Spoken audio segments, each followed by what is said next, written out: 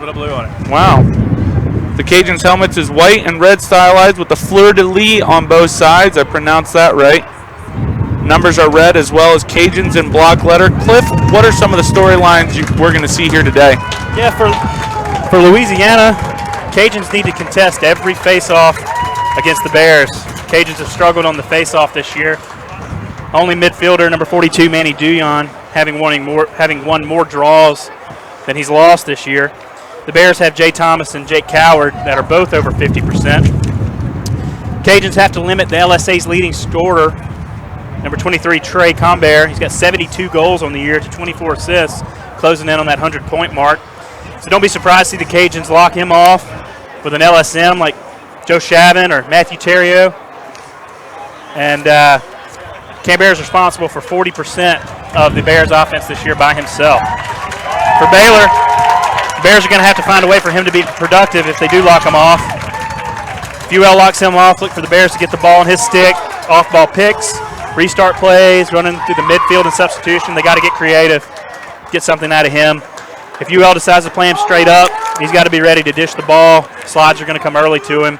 He's only got 24 assists to his 72 goals this year. The Bears are going to have to get some stops on the defensive end. UL's got a dynamic attack down low. Offensive players like Pigeon, Castagna, and Shaddix. Bears have to steal some of those goals away that would otherwise have gone in. Pressure of history is on the Bears here. Cajuns have beaten the Bears the only other 2 times they faced each other, and the Cajuns haven't lost an LSA Division II game in 2 years. The Cajuns win the first face-off, get an early shot. They're looking inside early and often. And there's a big shot in goal by number 42. Manny Duyon. Manny Duyon. Couldn't have said it better myself.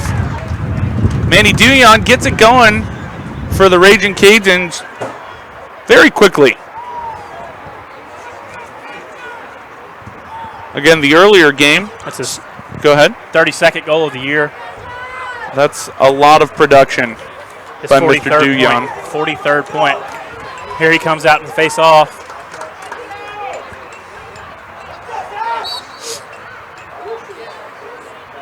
Baylor wins the initial draw. Now they need to win the subsequent possession. Ball's still on the ground. Aw, sick 'em ground balls. GB battle. Still nobody's ball. Finally, Baylor picks that up. Baylor picks it up. That's number 23. That's Trey Combert. And doing what he does. He's a big kid. Puts that low and away, ties the game up. Yeah, he's a 6'2", 190 junior attackman out of Flower Mound. The Mound. His younger brother's pretty good too. I think so, yeah. He's a long stick. 1-1.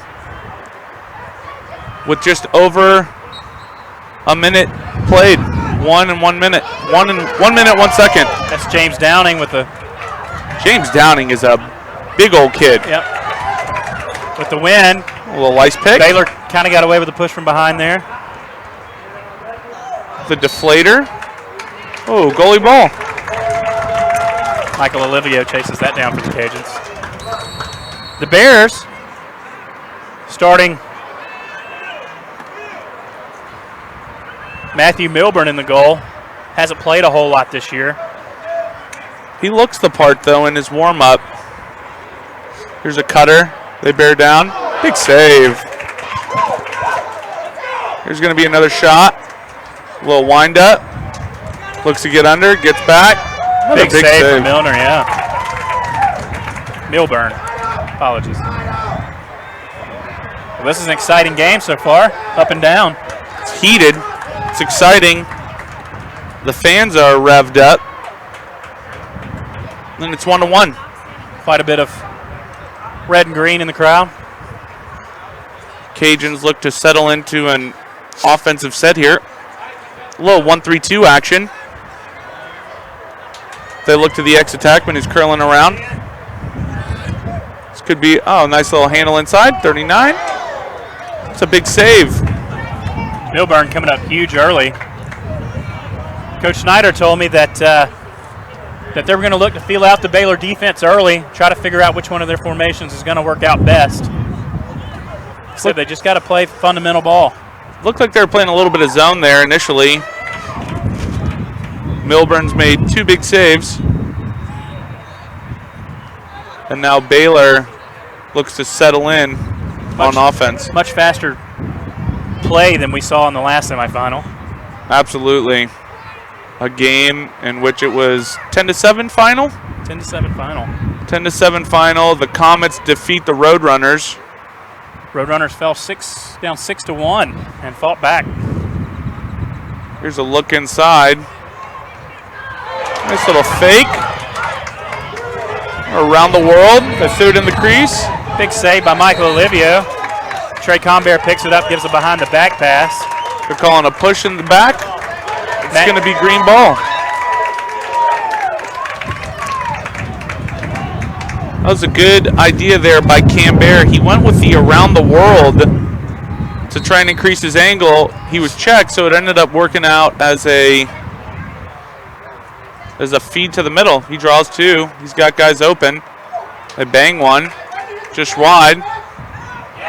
And then they sick that one. That's number 27 there. Chris Horton with the finish, and it's 2-1. Cajuns deciding to play Combear straight up with Darren Domang. And Combear put him on skates there. He did. Drew the double, moved it up top. There was a hard shot. It ended up working out as a pass through X. They banged it back into the middle, and they finished 2-1 Baylor Bears. Seeing our third face-off specialist for the Cajuns, Troy Martin. Cajuns win this. The Bears ride the ball.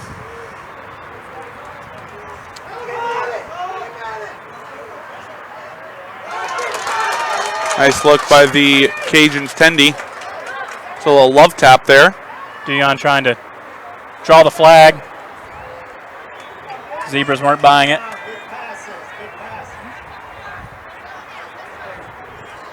Duyon with the ball.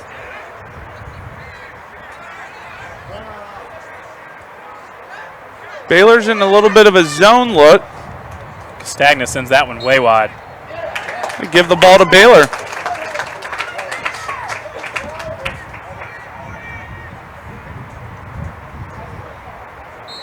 This is our second LSA D2 semifinal of the day. We are keeping an eye to the sky.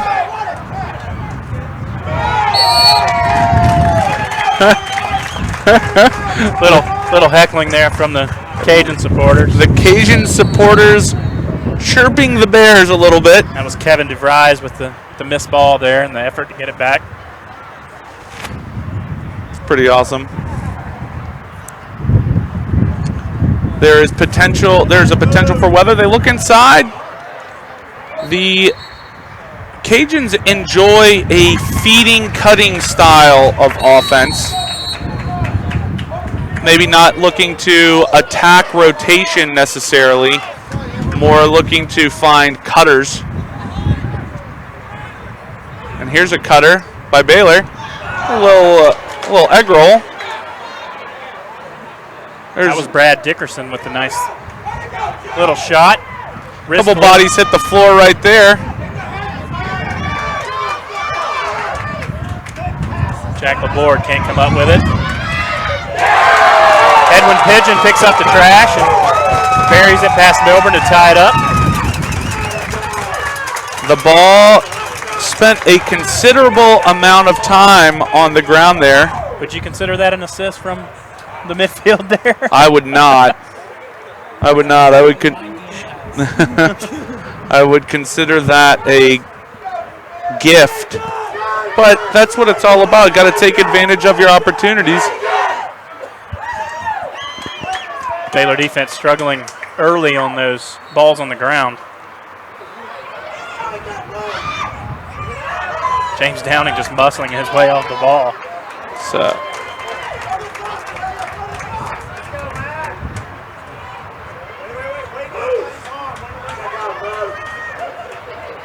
Louisiana enjoying the possession, 2-2, 9:18 left here in the first quarter. UL's got their second line midfield out. Attacking from behind, outside shot. Candies puts that one just over the goal. Baylor looking to give up those outside shots with this zone front. Allow for Milburn to eat up those outside shots. No pressure at X, so they'll be able to hang out there all day. What would you suggest the Cajuns do to attack this zone? Well, it depends on what your zone offensive philosophy is. The way I would attack it is I'm going to look to overload aside. There's a look inside. Deflection.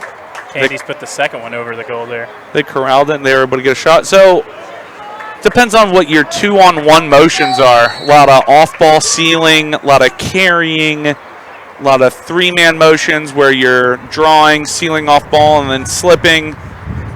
But if it's a 3-3 zone, which it looks like it is, then you can put 2 in the crease. Yeah, 2 in the crease, but I would rather I would run a 2-3-1 from the side. So you're going to essentially have 5 guys on one side of the field at any point. Try to spin it quick, get it around. No, just so it all depends on what your 2-on-1 movements are. We seal. We have 180s. You have off-ball seals, 180 to an off-ball seal, draw and dump, flips. There's essentially 5 different ways you can attack a 2-on-1, but I will not bore you guys with all of those details. Right now, Baylor settles into their second possession. Louisiana has enjoyed a considerable amount of time with the ball, but Baylor has been able to convert early and often.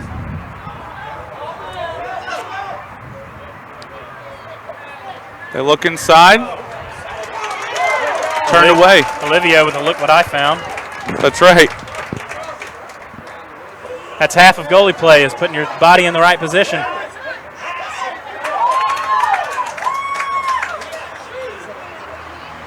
A little give and go there with the long stick. Big old guy. They look back inside.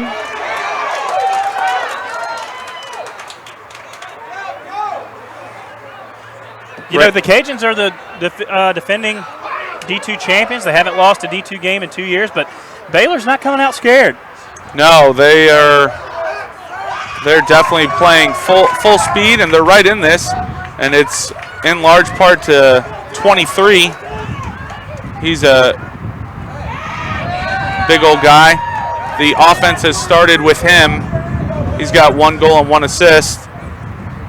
Baylor's going to look to possess. When you look at it, you realize that Louisiana has a massive bench, and Baylor not quite as big, but both have bigger benches than the Roadrunners, who played with 10. There's another big save. Olivio coming up big early. That's 3rd or 4th save here in the first 10 minutes of the ball game. Candy's looking to slow it down.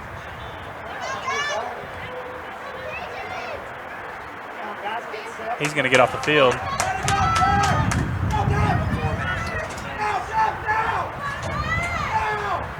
Cajuns enjoying the ball, getting all substituted.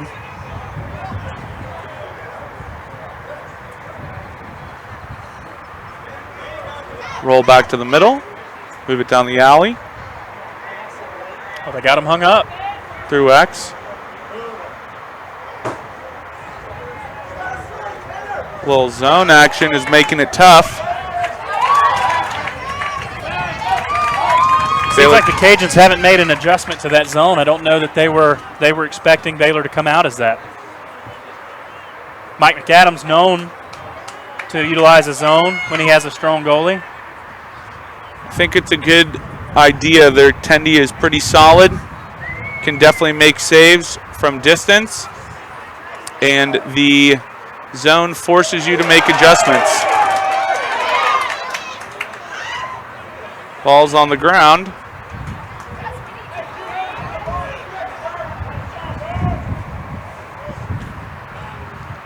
Baylor still has the ball. They move it through X. They look up to their LSM, who's hanging out on offense and applying pressure in the ride. He looks a little bit gassed, though. Nick Malm going to draw the off-ball push, loose ball push.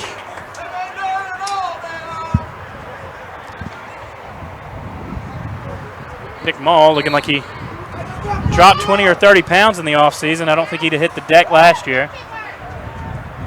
The Cajuns carrying hard, applying a little pressure in transition. Dispossessed. Little trail check there.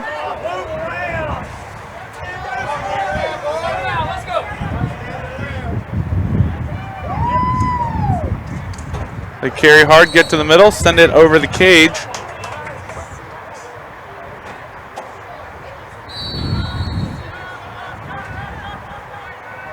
Baylor going to stick in that zone. Timeout. Looks like the Cajuns are going to try to make some adjustments. Stay in it until they make you change. If you're Baylor. Yeah, I would definitely stay in the zone. Zone forces you to have a plan for the zone. If you don't, can make it tough. Have to be methodical, have to complete a lot of passes. Without a plan, there is no attack. So it'll be interesting to see how they look to attack it. What did we see in the first game today? We saw all man. And in fact, I don't think you'll see a lot of teams at the LSA D2 level really relying on a zone as their primary defense all that often. So I don't know how much UL's seen it throughout the year outside of practice. It's tough to step in and play against it if you haven't seen it very much. Really want to attack the rules of the zone. Where do guys pick up? How long do they carry? When do they pass? How do they play the seal? All of those things are important. Got to find the seams. Yep. Push on the seams. Looks like they've got a little bit of defensive rhythm initially. We're here out at Crum Field at Southern Methodist University in Dallas, Texas. A beautiful day, windy, overcast, with the potential for some severe storms later in the afternoon. We will keep you posted on all weather developments and potential time changes. Tweet at us. Tweet at us. Anthony Crimmins at stickstarlacrosse. And then we got Cliff White at Lone Star Power Ranks. Give us a shout out. Let us know where you're watching from, who you're cheering for. Ask us questions. We'll try to answer them on the air here. On the fly. Mobile, agile, hostile. Pretty nice, though. Pretty quality coverage. Here you go. Here's a little on-ball, off-ball movement. They went pass down, pick down, on ball. Carrying hard, applying to the inside. You can see that movement really, really confused the Baylor midfielders. They had a second of recognition, trying to talk to each other, and that's all Duyon needed. Much better movement there, moving guys out of their zones. Duyon able to finish. His second today. His second of the day. Louisiana goes up 3-2. Good timeout from Coach Snyder there. Yeah, it's always nice when you finish out of a timeout. It makes... Whoa. James Downing just laying the beef out there. That's right. He's just absolutely bench pressing people. You can tell that is what he's used for. Another big save. That was a good job by LaRiviere spacing himself out, and Milburn comes up huge with the save. Number 42. And here is Cambert working on Domingue.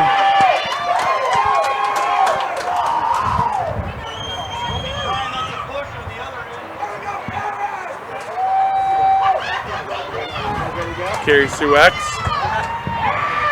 Looks inside. Nice little shot there. Again, Baylor's getting plenty of opportunities on the offensive side as well. Several hard bounce shots. Careening over the cage.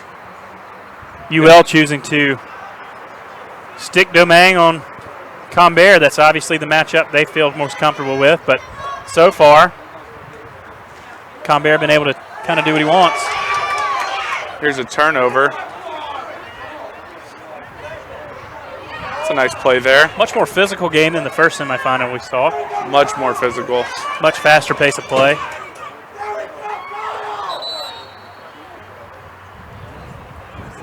Pushing the back. Baylor's going to retain possession.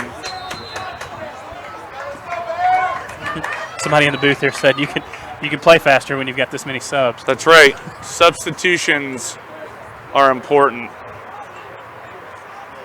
Little fake flip there. Combert gets a shorty switched onto him. That's a matchup they're going to want to look to attack. But he moves it away.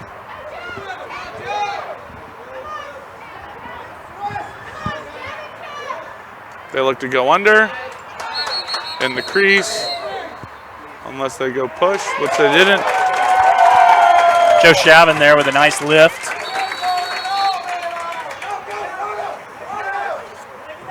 Nice lift on Shear. Cajuns move back to the ball, and they're able to clear it up. 3-2, Louisiana up, 1:24 left in the first quarter. Close game right now. Both teams playing well. Louisiana settling into an offensive possession. Move it up top. Stagma throws that one to number 9, Christian Son. Christian He Son. was wide open. Yeah, Christian Son was wide open. He's playing for the other team. He's done a pretty good job all over the field. Hangs out on offense, applies pressure on defense, quality stick in between the lines. Solid contributor so far here for Baylor. Here's their main man, Combert. Rolls to the middle. It was a hard double. He tried to split it with the toe drag. Probably should have got called with the loose ball push there on Domingue, but they let it go. And there's the makeup call. They let one go on this side. Every parent here is mad. Yeah, it's pretty consistent. They want the calls.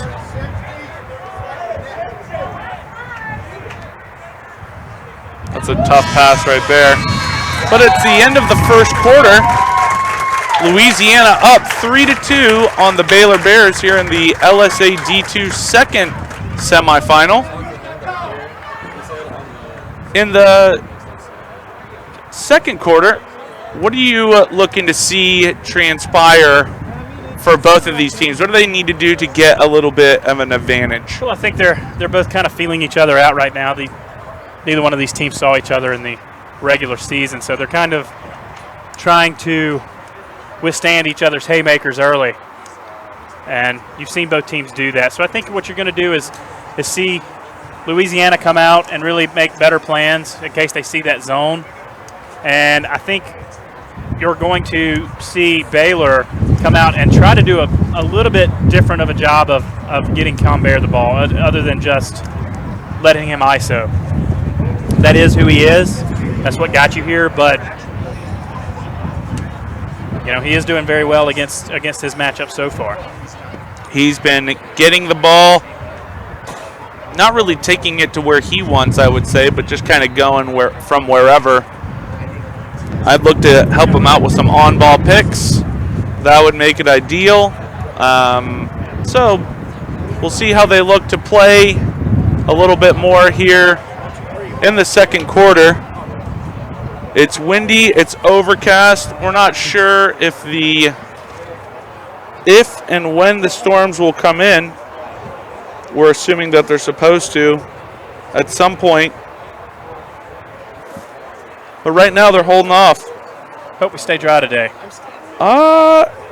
We'll see. No gimmies out there. Pete Delka said that there's a chance that we'll get some rain. And he's pretty solid at his job, so should be interesting. We see some stuff on the radar developing out in Fort Worth right now. Kind of starting to fire a little bit. It's worth mentioning that both goalies have played extremely well in the first quarter. Absolutely. Making doorstop saves there. 4 saves for UL, 3 saves for Baylor. That's thanks to our primetime statistician, the hype man. Best in the business. That's right. And we're coming out to the face-off X. I'll let everybody know who he is.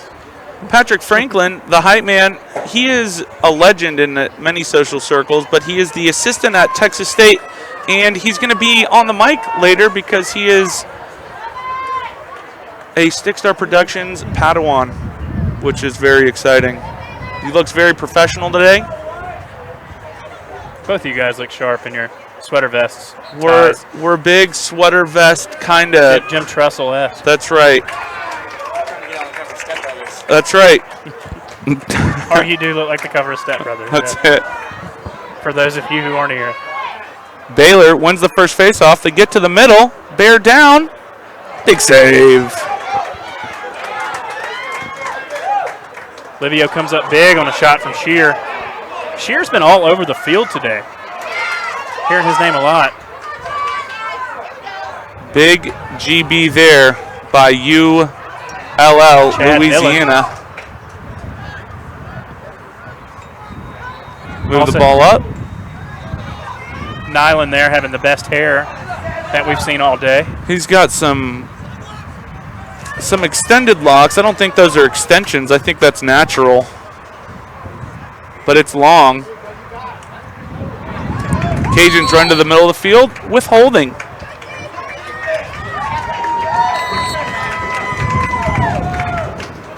And the Bears throw the ball up the field. Head up. Man coming from the box. Needed somebody to communicate that.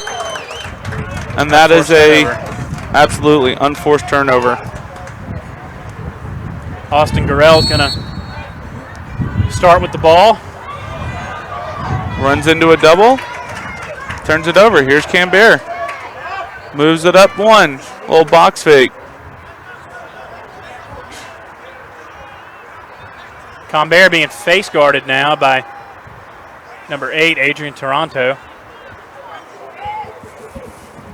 We thought we'd see that. One of the highest compliments you can be given from an opposing coaching staff. They look inside, unable to complete the pass. ULL on the run. In transition. Big save. And then the goalie gets out of the cage. Goes ahead. He's lucky he didn't get a cross check there. He's hit a couple guys so far. Well run fast break by UL, but nice. Milburn comes up strong.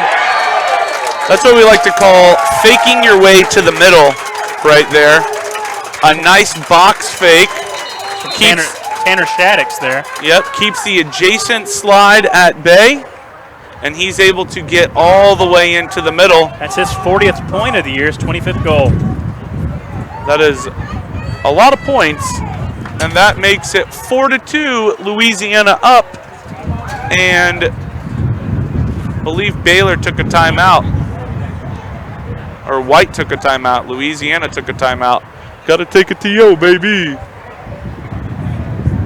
4-2. Wind's picking up. We've got some UTD players here right in front of us checking out the competition, seeing who they're going to face in the championship game tomorrow. They've punched their ticket. They've done what they needed to do. That's right. It is getting windy out here.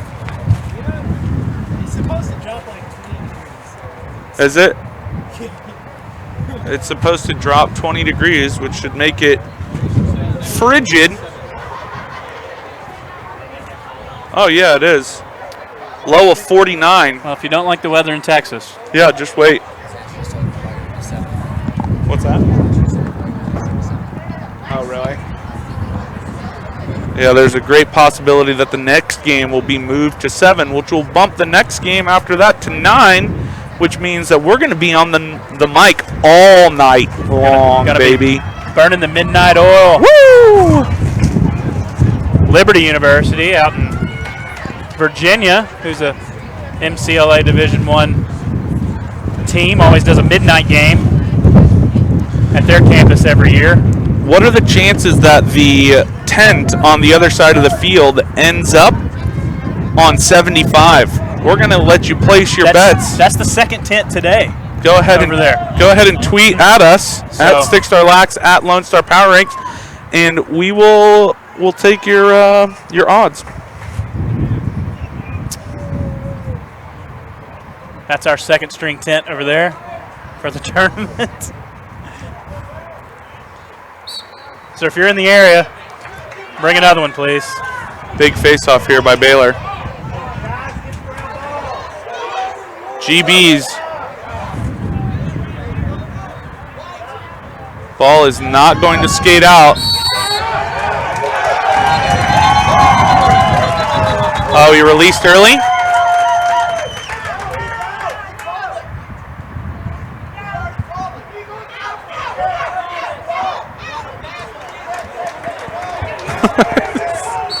Refs getting on the same page there, and that might be 5-yard delay of game penalty right there. It's it makes it tougher when they don't have the yard markers on the ground. That's when it's ridiculous, is when you're on a field and they actually have the yard markers and you don't give them 5 yards and the penalty doesn't get called. They look inside, ULL, they dump them, and a bucket. Alex Simpson draws four Baylor Bears before dumping that off to Tanner Castagna. That's a pretty good job of moving the ball in, getting the defense to collapse the zone, and then moving it back out. Just like basketball. That's right. And they're able to finish and make it 5-2. Louisiana, Raging Cajuns starting to come alive offensively here. That's Castagna's 22nd goal of the year. His 52nd point. So many points. Very adept at dishing the ball with 30 assists this year. Enjoys sharing and helping. And the Cajuns are man up. Man up face.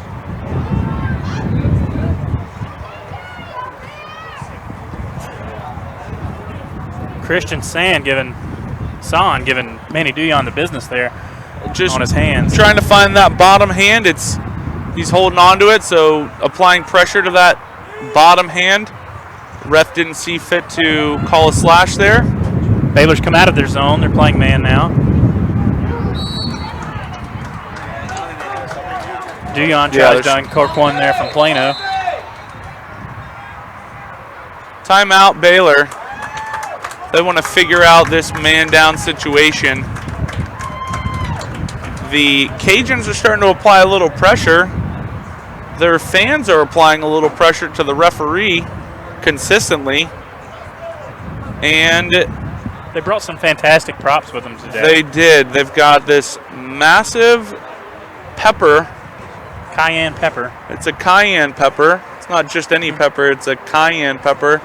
This thing's about 6 foot tall. It's plush. You could snuggle with it. You could take a nap.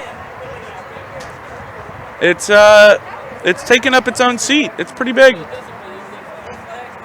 They've got flags. They've got the prop game is strong. Last year they traveled in a bus. They had their own lacrosse bus, I think. I believe they did that again this year. I think so. It's a good idea.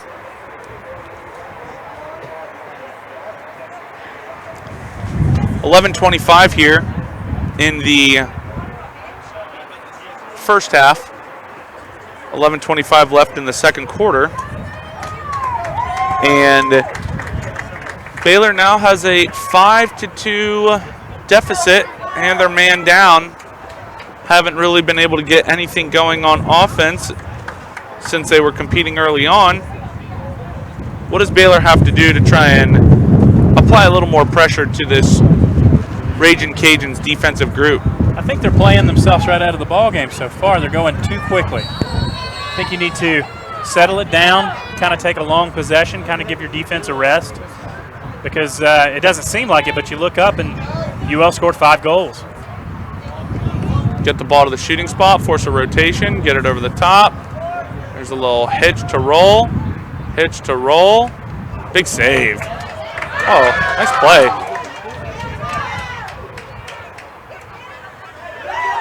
That was before Milburn was able to corral that. It was knocked out of midair. Tanner Shaddix. It was a great play. Bears killed the penalty.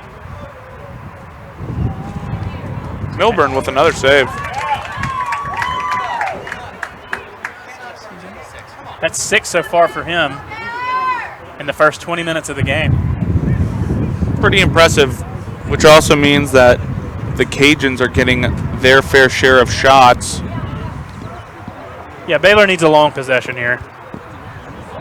Settle everything down. And that starts with clearing the ball the first time. They got 10 seconds left to get the ball in the box, and now they do. Now they're going to maybe want to take a little page out of the playbook we had from earlier, which is invert behind. Here's Cambert carrying from X. Oh, great nice shot. save. Great shot. Olivio just takes it off the hip. Great shot by the offensive player. Better save. Baylor is very content to let number 23 dictate their entire offense. That makes sense. He's got roughly 1 million points this year. He's closing in on the century mark for the year. That's a tough place to carry to offensively at some point. Put yourself in a position to be dispossessed.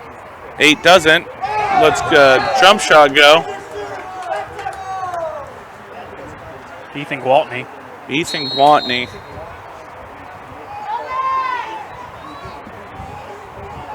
Baylor slowing this thing down now. Looks like Matt Shear is going to try an ISO over on Matt Terrio. Gets him turned around. Terrio recovers. And you've got Cambert up at the midfield position.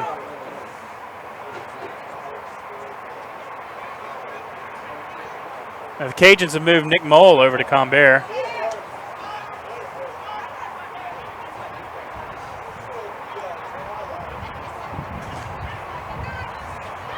Wow, nicely done. That's Brad Dickerson. Brad Dickerson? Is that from Cambert? No, it was from 27. That's Chris Horton. Baylor needed that one. That was a better offensive possession. They were moving the ball around a little bit better with off-ball cuts. Make this a 2-goal game, 5-3, 8:56 left. Stickstar Productions, in conjunction with the LSA, bringing you D2 action. We have D1 games later on this evening. We'll see if those are at 4 or at 7, but they won't be right now because we got a D2 game, Louisiana versus the Ragin' Cajuns taking on Baylor, 5-3, 8:47 left here in the second quarter. Cage is going to go with their second midline group here. Cajuns, no shortage of depth.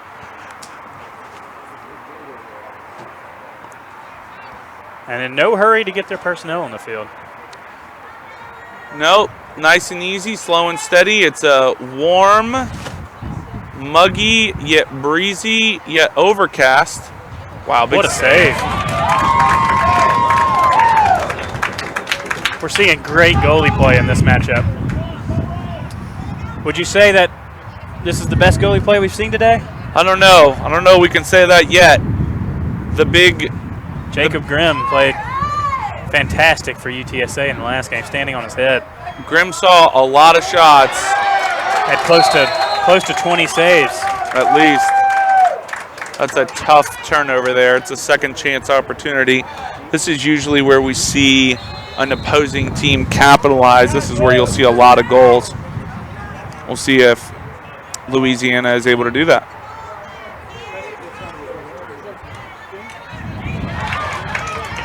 Little soft spot in that zone. Bears collapsed nicely on that. Edwin Pigeon sends that one wide. Little soft spot in the zone. They move it in.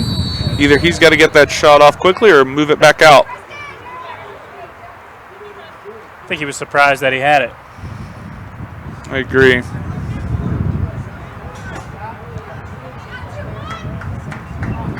It's a good off-ball cut there. Great ball movement. 39, yeah. Tanner Shaddix gets one from Edwin Pigeon. Makes it a 3-goal deficit for the Bears. That was very impressive ball movement there from the Cajuns. Player roughly 2 or 3 players away. Nice ball side cut. You can't give up the ball side cut. Got to change his pass. Got to change his path on his cut if you're playing that defensively, or you got to beat a hands. ULL finding a little rhythm now against his zone. It's going to be a loose ball push. It's going to be Baylor ball.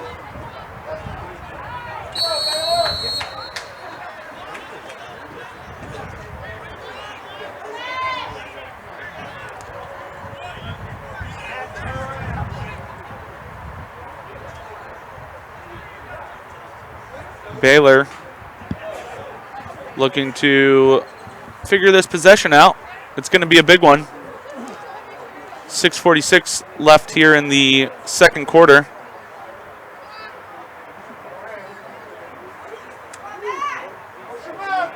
Shear draws 2. Cajuns recover. Does a good job of keeping his head up.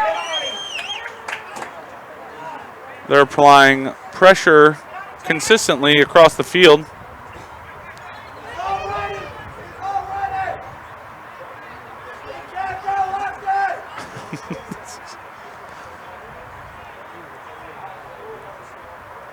Baylor doing everything they can off ball to get Tom Bear open.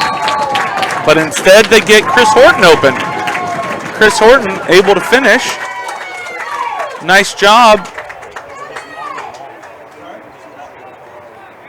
Nice job of carrying the ball behind. Like to attack defenses from behind the goal. If you carry the ball behind, then people's eyes have to turn behind the goal, right? And then you're able to move over the top.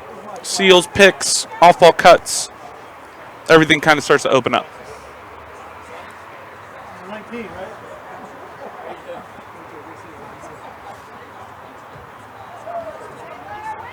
Big face-off here.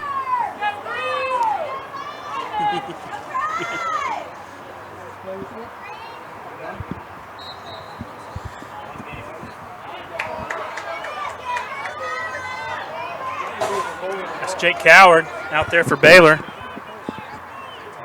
They're applying a little bit of pressure here in the ride.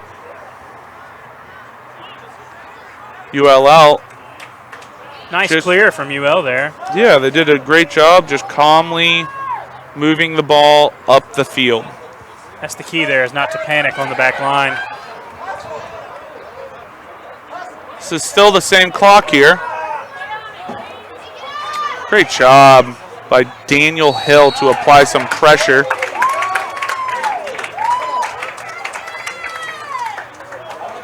Risk and reward that far out.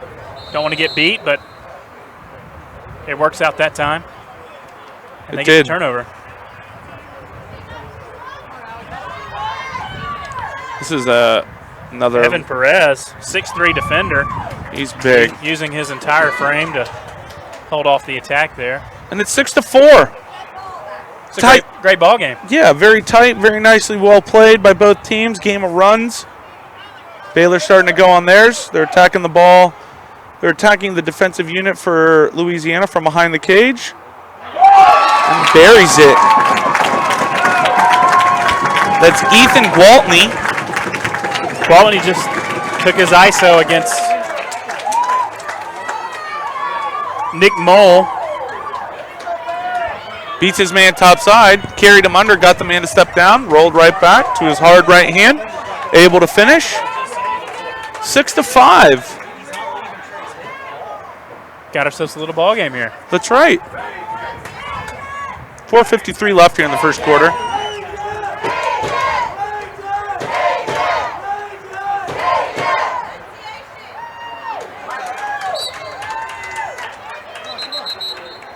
Withholding.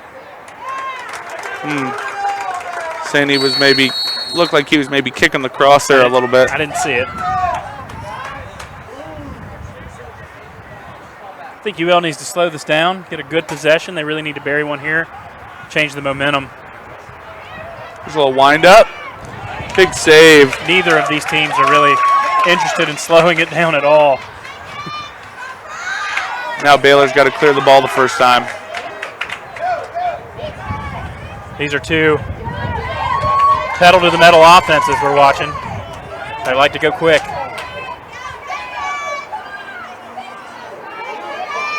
Combear backing down Domang, draws two. He's going to go back at it again. Moves the ball over the top. If it's up to me, I'm again walking the ball down.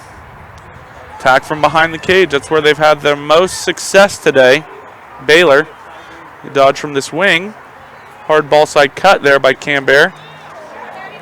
Uncontrolled dodge results in a turnover. Louisiana looks to clear.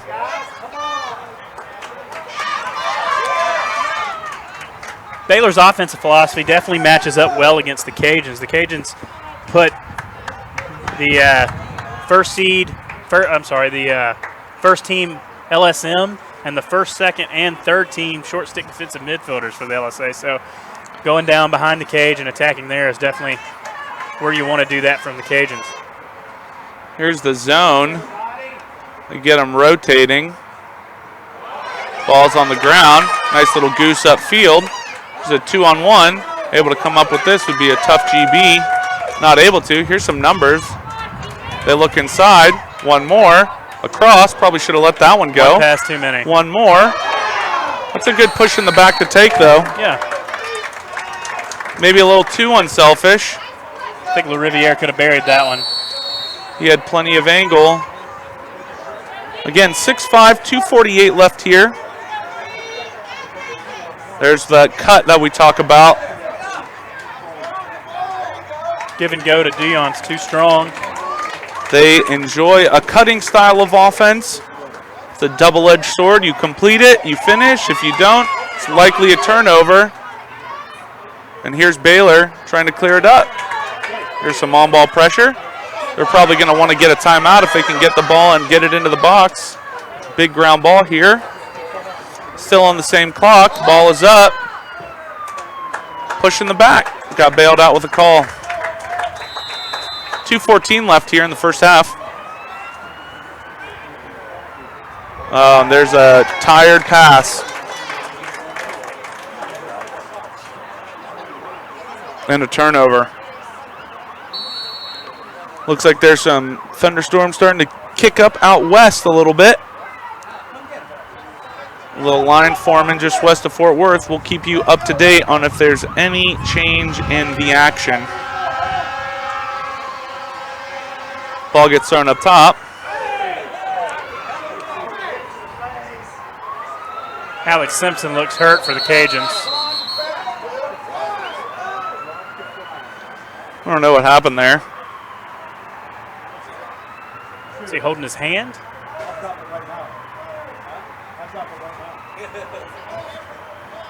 Looked like a little lift there. Not sure if that snuck under his chin guard or not.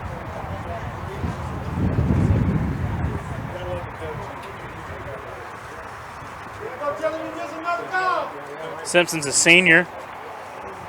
Hometown kid out of Lafayette. Later on in our broadcast, we'll bring you SMU versus Texas, and then we'll have TCU versus Oklahoma in the nightcap. Both of these could be the nightcap. We're not quite sure.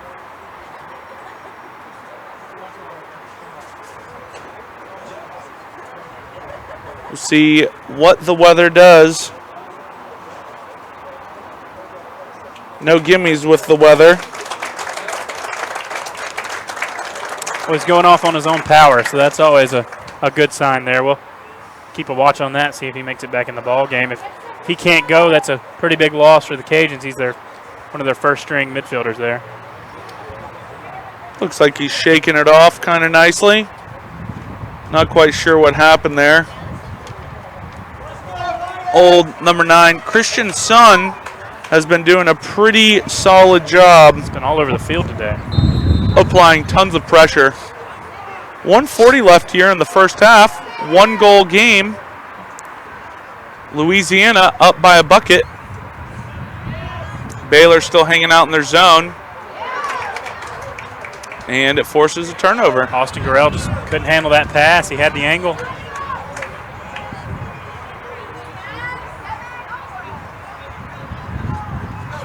Here's where the adventure begins. Clearing. Got to do it the first time. Baylor midfielders are not getting open. Good job of getting that clear. So Preston Smith going to do it Handled. himself there. I might take a timeout here. Yeah, less than a minute left. Can't take him with you. No, you can't. 47 seconds left. They're still initiating from behind. That was not the best idea, but that's a turnover. Tanner Shaddix is going to try to clear it himself. I think I might take a timeout if I was UL here if you get it in. If you're Baylor, you're not very excited about that possession. That's a tough double that they're not able to complete. There's that unselfish pass to get to the middle. Whoa. That's a big save there by Milburn. Takes one off the goal. I'm not sure, but I think that Baylor's favorite song is Let the Bodies Hit the Floor. You know, that's twice that LaRiviere has dished that ball when he probably may have made a better decision by shooting it. And Baylor's doing a good job. If the ball goes inside, they're putting guys down. That's kind of how you have to play that defensive style. They've been fortunate, I guess, that the hits haven't been too high. The ball goes inside again. And at the end of the first half, Louisiana and Baylor are not all tied up, but it's a close game, 6-5. We're going to let the mic breathe for a little bit. Anthony Crimmins here, Stickstar Lacrosse with Cliff White, Lone Star Power Ranks. We will have more coverage here sooner than later. We hope you will stay tuned. Thank you very much.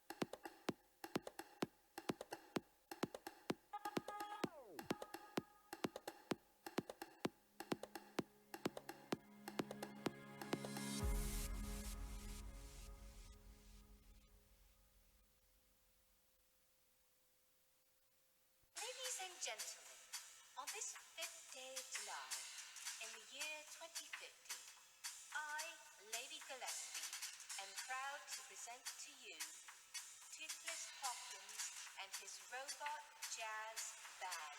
I want to hear the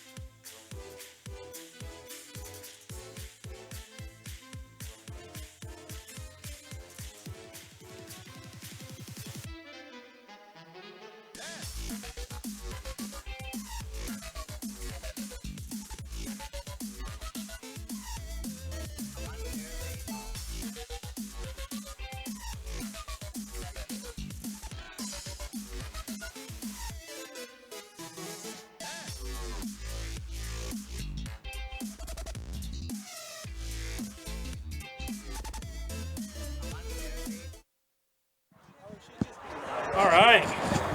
We are back for the second half of UL and Baylor. I've got someone new joining me here in the booth. Anthony Crimmins had to leave, so we've got Texas State assistant Patrick Franklin, who's been doing great work already today, helping us out keeping the stats together. Yeah, really looking forward to seeing how these two teams get it going again. In the first half, we have some key stats.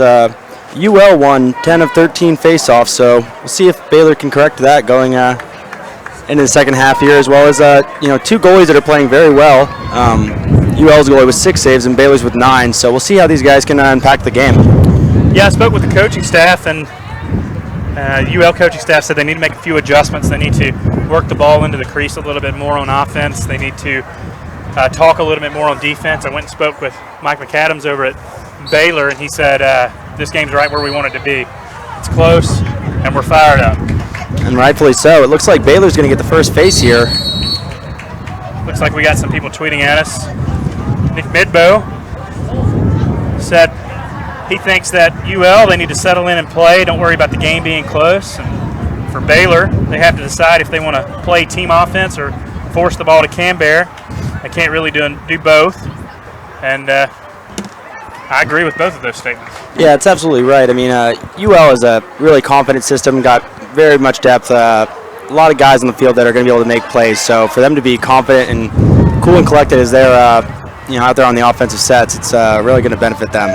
You only need to win by 1. That's right. Baylor going to work here in a bit of a 1-3-2 set. Looking to get it up top and see if they can find their guys, either Cambear or looks like 27 is going to take it from up top here. Cambear's on a shorty here. Let's see if Baylor takes advantage of that. Dispossessed there. Nice Pretty good trail check there from, looks like Kyle Manning. Last kicked out by Raging Cajuns. It's going to be a Baylor ball.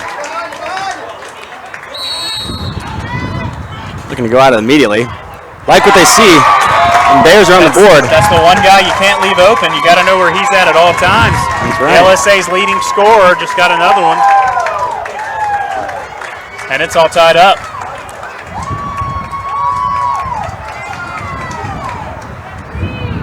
Just a lapse in communication there from the Cajuns. How many is that for Cambear today? That actually was number 24, it seemed like. So, Oh, it's Josh Britt. yeah. I apologize. I'm trying to give your goals away.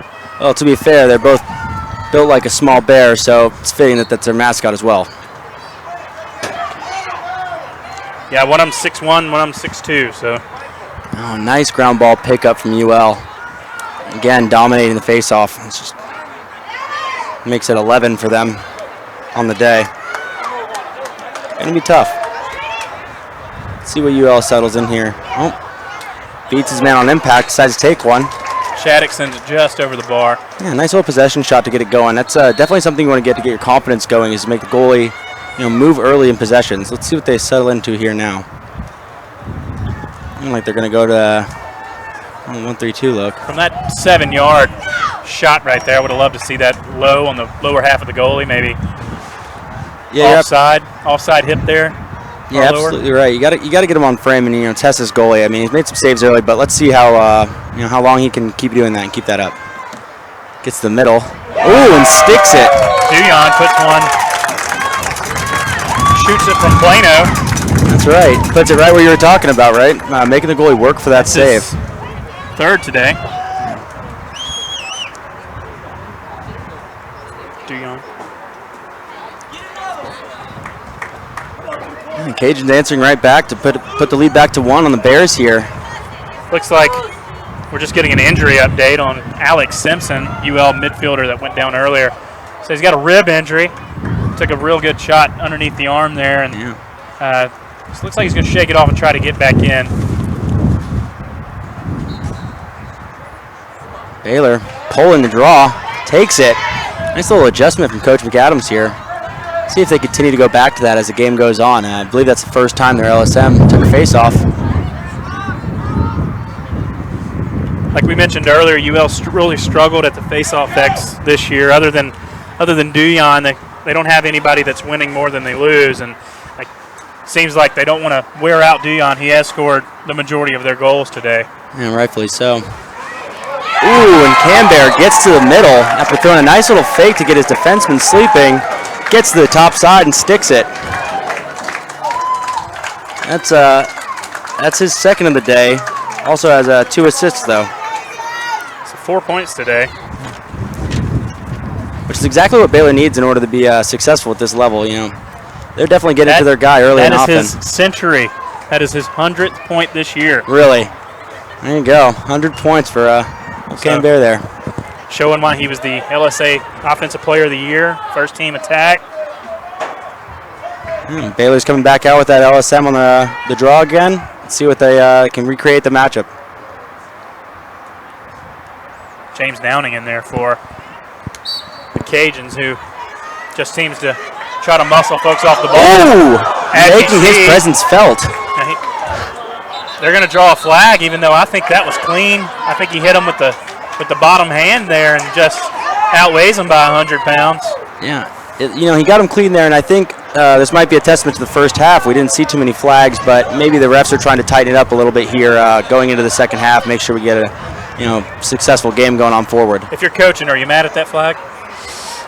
Man, it's hard to be mad about a penalty like that. It's high energy play. You can't really be upset for someone. Yeah, exactly. It's a very big hype moment for the team, which being the hype man, I can understand very much. I like it from the big fella. Yeah, that's what he's in there to do. He's in there to muscle folks off the ball, and I thought it was clean, but you know, the ref had a front row view. He decided different. And That's right. UL's going to go man down. That's a good toe stop there from Olivio. That's his seventh save of the day. That's right. So Both goalies. Both goalies playing very well. Yeah. Let's see, moves it back to Canberra over the side. Takes same shot from the righty shooting spot. Gobbled up this time. Let's see, looking like they're going 3 down with their attackman, so the man up still. See if UL can convert. Ooh, and it costs them. UL goalie turns it over in the clear. Baylor's going to get this ball back. Probably about 30 seconds left in this penalty. They need to turn around and match up and understand where 23 is. That's right. That's every time the ball goes out on lacrosse, you got to reestablish your role every single time, or every single time the ball even changes a stick. It's very important that you do that. Adrian Taranto here, number 8 for the Cajuns. He's a little far in, what I would like him, leaving 24 there, who has shown that he's got a cannon, kind of open. Tough shot. Not a great shot. Says by UL. Josh Britt. Also got a broken stick on the field right now, so UL is trying to clear the ball with 2 less guys.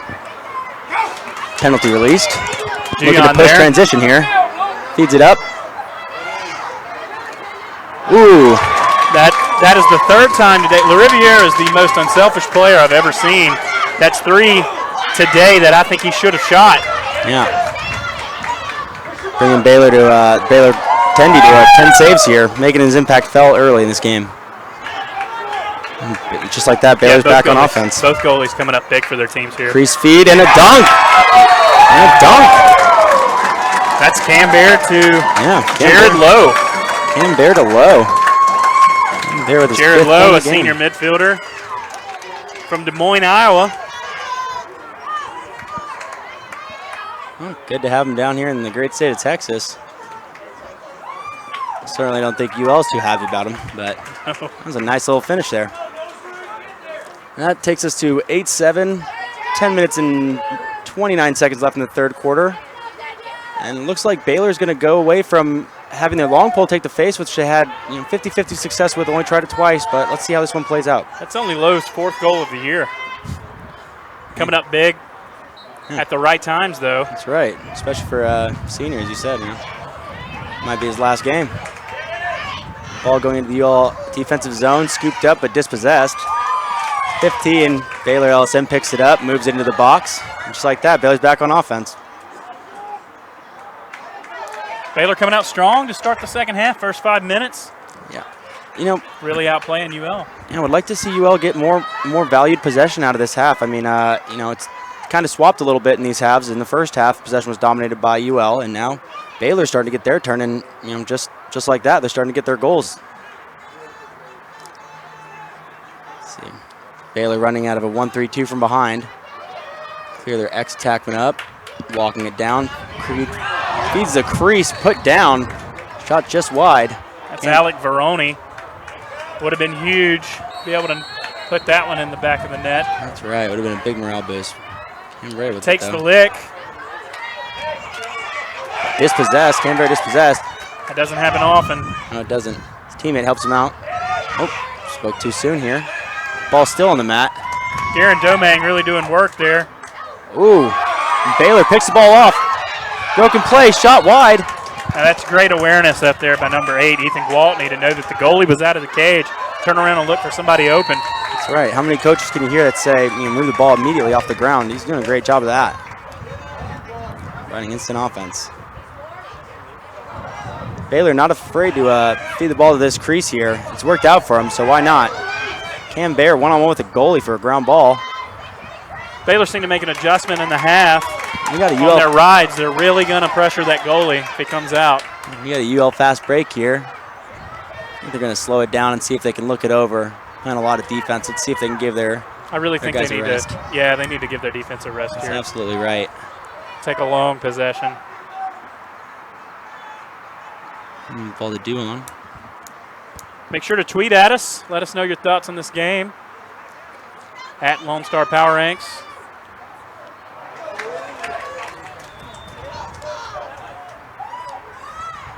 All right. So getting the ball to the wing. Move it up to DeYoung. Looks like Castagna's going to come off. Not sure if he had an injury or. Limping a little bit off to Yeah. the sideline here. Moves it to the crease, back outside. Riviere with really good vision when he's got the ball. Yeah. DeYoung getting to work. Down the alley. Ooh, forces it back up top. Swings it. Oh, and Baylor defenders absolutely swarming right now. Looks like Alex Simpson is back on the field from that earlier injury. Good to see. Baylor applying a ton of pressure in this zone. They're playing great individual Shot defense. just wide by DeYoung. Yeah, They're coming right at the shooters of UL. yeah. It's interesting. It's not a traditional zone where they're laying back and kind of letting them sit back and wheel and deal from behind or from up top of the cage. They're extending out into their zone and they're feeling confident playing on their one-on-one matchups, even though they are in a zone. Moves the ball up to the wing. Baylor's Back definitely down. taking advantage of the refs' ability to just let them play physical. Both these teams, not small in numbers, but also not small in size. A lot of grown men out on that field, really trying to make themselves felt on this matchup. Especially on the defensive end. Rightfully so. We've seen a couple of bodies hit the floor. Oh, we got a stick across the midfield. I don't know how he's going to keep playing. That's Ben Riviere. Attackman's going to lose his stick. He's going to come off. He's definitely going to have a hard time without it. Baylor's settling into their possession here, though. We got 6:36 left in the game. Left in the third quarter. Excuse me. Baylor's up 8-7 over the defending champs UL. UL riding a 2-year undefeated streak against LSA Division II teams. It's on the line. And Baylor just looking to slow the ball down, see what they can get out of this matchup. Pushes it, gets under, looks back up top. You don't want to move the ball, get back to that offense they were playing earlier. Oh, and a crease feed, dunk, miss. Ball's up. Oh, it's in the back of the net. We got a little bit of a mom goal here. Ooh, and a big hit late. Good no call by the refs. Lot Just trying to going play some on right lacrosse. there. Yeah, that's, Couldn't get it out. And I think it was a good no call. Just sometimes you can't really slow down. a continuation of the play. That's right. Ball's on the mat, though. Let's see if the Cajuns can clear this time. Grant Hartman, defensive midfielder for the Cajuns, on the clear here. Cajuns looking to push every time. They push the fast break there, and it's turned over due to some good defensive pressure from the Bears. I'd really like to see them slow the ball down and get back into their settled offense. They were doing really well in the first quarter. See if they can get back to that as we progress through this game. Bears looking to advance to their first ever LSA championship game. UL looking to defend their title from last year. And a hard ride puts the ball on the deck.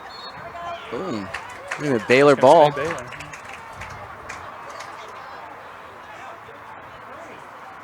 Patrick, you want to share your Twitter handle there with everybody? Yeah, I was going to say, feel free to tweet at us. Now that Crim's gone, you're going to have to go over to my Twitter. Give me a little bit of loving. It's pfranklin24.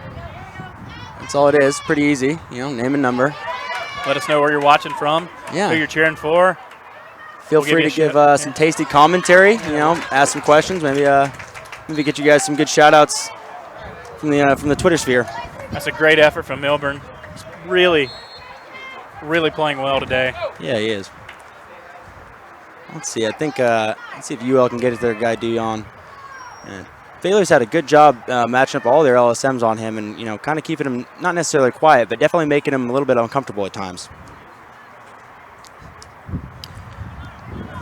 Yeah, UL scoring most of their goals from the midfield today.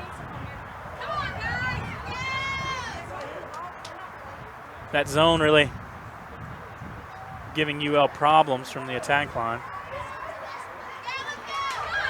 That's absolutely right. DeYoung gets doubled, pulls it out. Swinging around here. No pressure behind. Still trying to find a way through on this Baylor zone. They're holding tough. Still trying to dodge individually, right into a double. Moves it to the crease to DeYoung. Can't handle it. Ball's on the mat.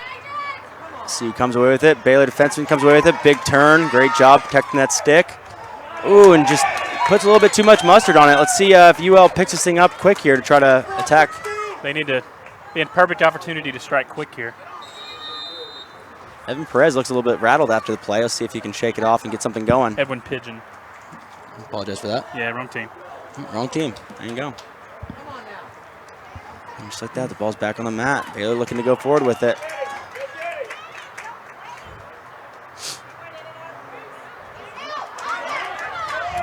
Now, Cliff, if you're UL, what are you telling your players, the next time you get a chance as their coach to, get this offense going in the second half? Well, as we saw from the UTD team earlier, both of these, the UTD and the UL team, when they're playing divisional games, they're used to getting up on teams big and kind of coasting, kind of doing what they want. Mm-hmm. They're not used to having to make adjustments, and I think that Baylor is making UL make adjustments, and they're having a hard time doing it. They're going to that zone, and we really haven't seen UL make any kind of adjustment to beat it. They beat it one time on a play that they drew up, but other than that, it's really been giving them issues, and they're still trying to dodge into the zone instead of working off ball. And I think you just need to hold the ball, maybe take a timeout here. Wouldn't be the worst call. Yeah, talk it over a little bit, rightfully so. Had a failure to advance from the Baylor Bears, causing UL to get the ball back, and now they're back on offense. Let's see if they can get it going. Crease feed. Seems UL is playing a little anxious. They're not used to being in a tight ball game. And we usually call that settling. They're settling for a lot of first-time looks when they could be, finding the right one. So, they're a great team, and like you said before, undefeated against LSA D2 opponents. So, don't put it past them if they get a rally here and come on back. Game of runs. Exactly right. Baylor goalie having a terrific game, moving the ball up the field, really active. It's really been an up and down ball game. Yeah, much right. more than the first semifinal we saw between UTD and UTSA. That was a kind of a slow moving affair, very methodical offensive sets, and these two teams are ready to go. That's the ball with Canberra. He's their guy. We're going to see if they can work it from him out of the alley, possibly pick down for him. There we go. Trying to change the matchup, it looks like. He's had a shorty a couple times, and he'll seem to go after it. Goes after the pole pick. Nice fake. UL's trying to match up Garen Domang on Trey Canberra every time, and Baylor's done a great job of switching him off. He's working on. Oh, Canberra too strong and one. Hit late. Wow, that was impressive. Gets to the middle, splits the double, finds his way to the middle, sticks it, takes a licking after, gets right back up and starts slapping heads with his teammates. Baylor going up by 2 now, and I do believe that flag will stand. Timeout UL. I want to talk it over. Yeah, I think that's a good timeout. Baylor putting a little bit of the juice on here. Their first 2-goal lead of the game. It's been an impressive half for the Bears. But, 2-goal. They're showing why they belong in the Final Four. Rightfully so. They want to make that appearance tomorrow. They want to keep playing. Never been there, so. Never been there. That's right. They want to go to California. That's right. They're hungry. Those Bears are hungry.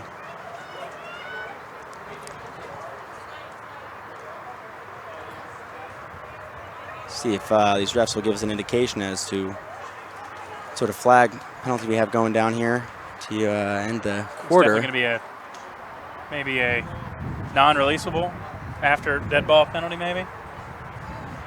And we'll see. Baylor fans waking up. UL fans are quiet for the first time today. Getting a little bit quiet. They're really a driving force of this program, and I'll see. I'm sure we'll hear them back again here in a second. But they travel well, and definitely ready to be heard.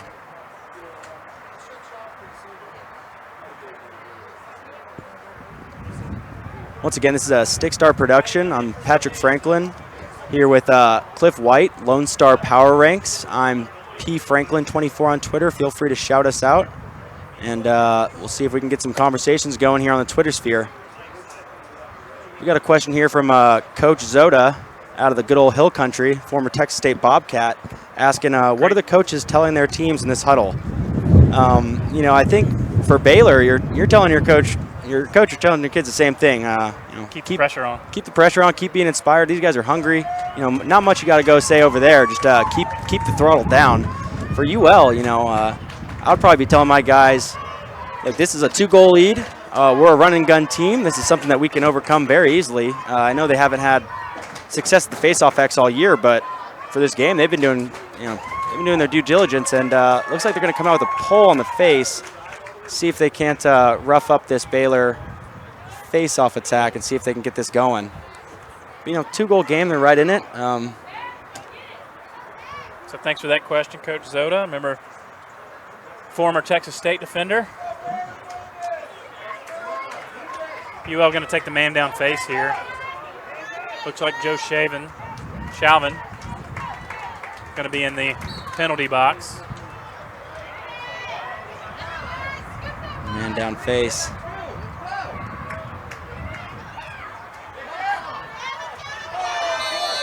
A little bit of a dive, but it pays off. He did get pushed.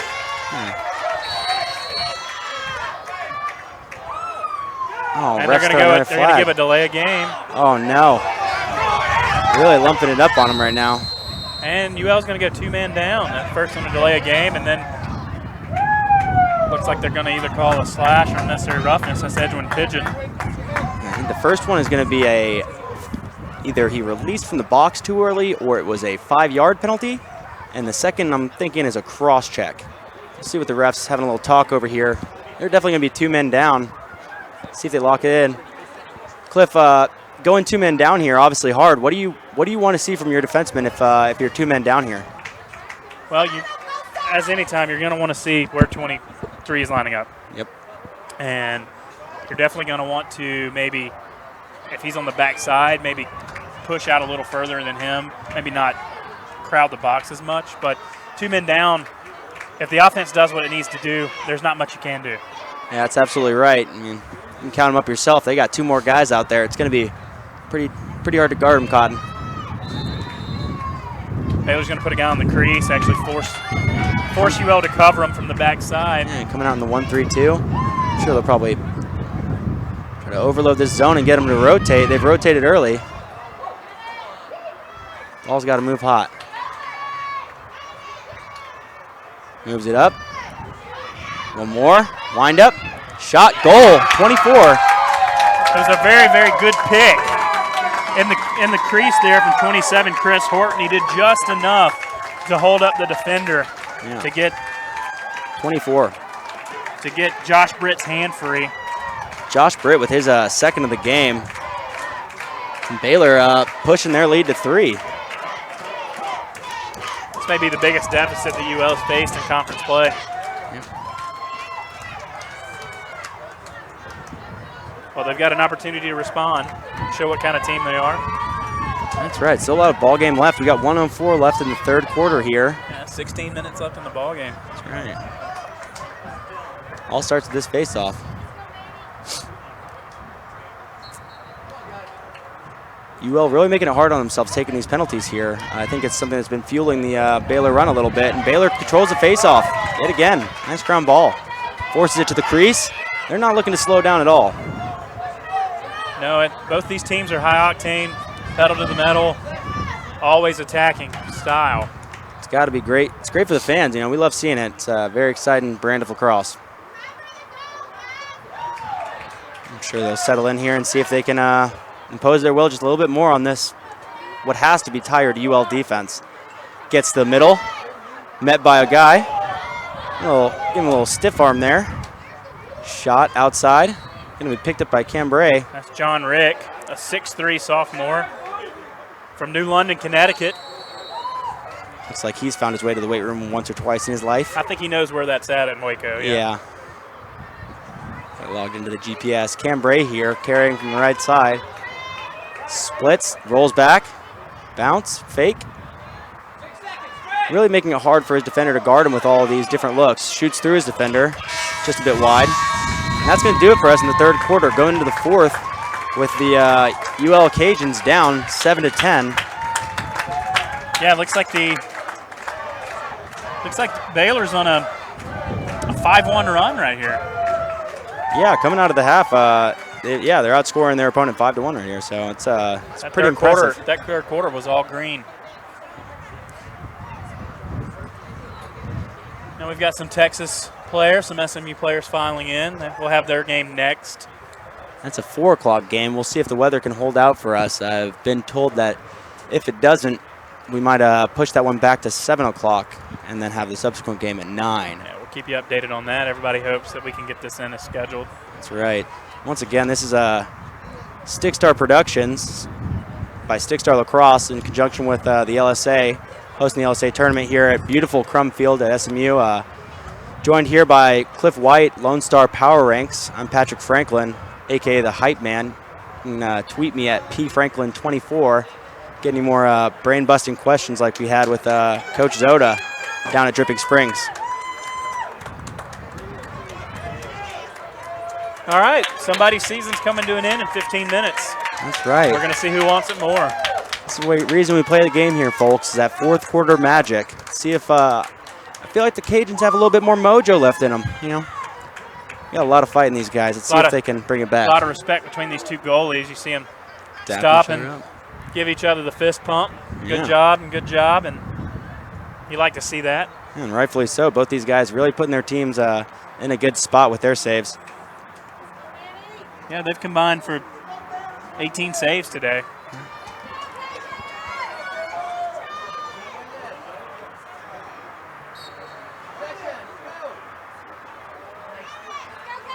UL finally takes another face-off.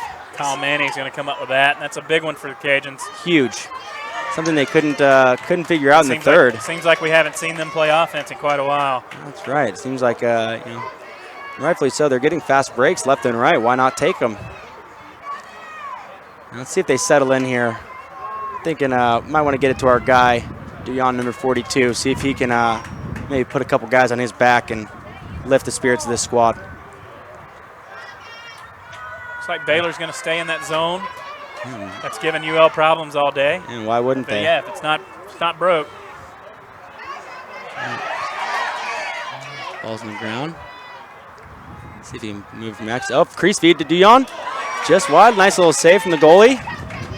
Hard chase. See what the refs say. Oh. Kept that in somehow. Kept it in. Dion moves it. The Riviere just misses it. Looks like that ball's going to stay. Oh, a little poke from the defender. Nice GB. That's a really good ground ball there. We still got a player rattled down here. We got a player. Looks like Castagna's down on the back end line. And remember, he was hobbled in the third quarter. I wonder if it's... Baylor's kept him very quiet today. He's one of their UL's best scorers. Let's see. He came in today with 21 goals, 30 assists. And today, I think he's just at 1 goal, 1 assist so far. They really, they have done a good job matching up with him and seeing that he doesn't get his brand going today.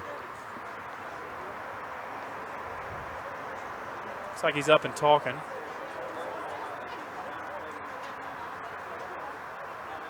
UL had an injury timeout earlier. Number 46, Alex Simpson, took a rib injury, but he's made it back on the field. Baylor hasn't been unfortunate to have a injury. We got a fan tweet here saying that UL offense needs to wake up and run fast if they want to go to Cali. We also have a question of what Manny Duyon's stats in-game and league are. Well, Manny Duyon, he's a senior midfielder out of St. Thomas More in Lafayette. He came in winning 57% of his face-offs. He came in with 31 goals, 11 assists for 42 points, and he's got 3 goals today. Adding to that number. Meanwhile, you got UL players getting to the middle and getting trounced by a collapsing bear trap, if you will. Back into the middle. And again, Baylor's doing a good job of protecting that crease area and really making it tough for those crease feeds to get through. A ball off the ground. It's back up. Moves it up to Duyon. Duyon fakes, gets to the middle. Nice save. Ooh, almost got his own rebound there. But they're going to get the GB, and they're getting some quality looks. Quality looks in this fourth quarter. Let's see if they can break the seal. Baylor's doing enough. It seems like UL's going to need to maybe try to push transition the rest of this game. Try to get one-on-one with the goalie because they're having a real hard time feeding the crease. And the goalie's played extremely well for all outside shots. Yeah, just marked his 12th save of the game. Milburn's been playing very well. And just like you said, in the fast break seems to be the Cajuns' bread and butter. You know, like I said, they've been getting to it. Gets to the middle here. Lefty shot blocked. UL has been doing a great job in the fast breaks, just not, failing to convert a couple times when they have numbers down the field. Duyon, feeling it, takeaway. Behind the back shot. Tanner Shaddix turned away. Feeling it. And ball's going upfield. Won't be over and back because it was touched by a Baylor player. And scooped up. Nice ground ball there. Might have a vacuum installed in that thing. Nice ground ball from Agent Toronto. And but turns it right back Devin over. Candies can't hold on to it. It's going the other way. Here's Matt Shear working.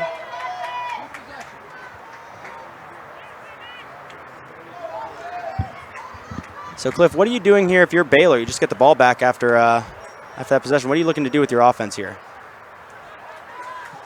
Well, I definitely think you want to hold the ball just as long as possible. I would really go to work for a stall warning. The clock's your friend here. Now, there is an argument for playing to win versus playing not to lose. But I think with Cam Bear and everything, and your offense is clicking, take as much time off the clock as you can. Yeah, definitely. Like you said, the clock is your friend. But just like that, we got a Baylor turnover. Going to be a Cajuns ball. First team LSM right here. Kyle Manning's going to be on the ball.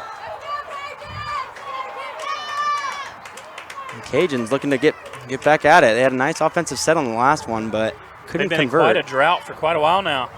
Yeah, it's been since early in the third quarter that they got their last goal. Let's see if they can turn the tides here. Fed up top, swings it across. Can't handle the pass. By Pigeon. Ooh, going for the big hit. Another big hit. Great play. Got a Baylor defenseman on the ground. UL looking to push. Just can't keep it. Stick skills there.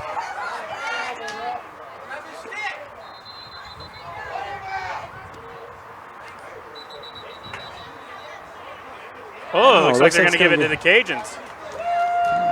After originally awarding it to and I would go Baylor. quick. I would go quick here. Yeah, gotta go at it. But I think they're going to make them get to the edge of the box here, which is going to allow Baylor to get their guys back in. They may have called playing without a stick there. Interesting. So that's it back up. Back out of this 1-3-2 set. Get all their guys in the field first before they start initiating offense here. Ball's at X, moves it up. Righty wing, moves it up. Fake shot. Oh, save off the pipe. Oh my goodness. Oh my goodness. Got a little friendly help from the pipe there. Made the save. Bounced off the top of the crossbar and was able to snag it before it went in. Wow, truly, sometimes you just got to get lucky.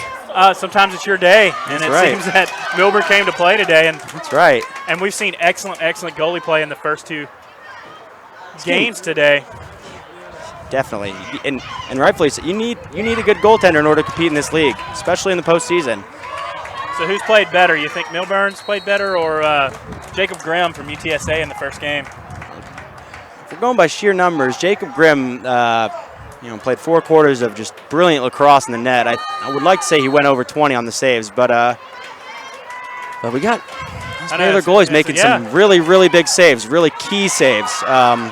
Taking a couple goals right off the board for them, so it's. And we mentioned earlier in the broadcast that was what was going to have to happen. Oh no, we've got a guy down. Can't tell if it's a Tanner Shaddix. Looks like cramp or is it? He's grabbing his knee. Devin Candies there help. He's in a lot of pain. Hopefully, just a cramp here. I'd hate to see something as serious as a knee ligament damage, but that's a guy that you're going to want to make sure is all right. He's a great player, and hopefully he's all right and get back on the field to help his Cajuns take this team to the next in the finals.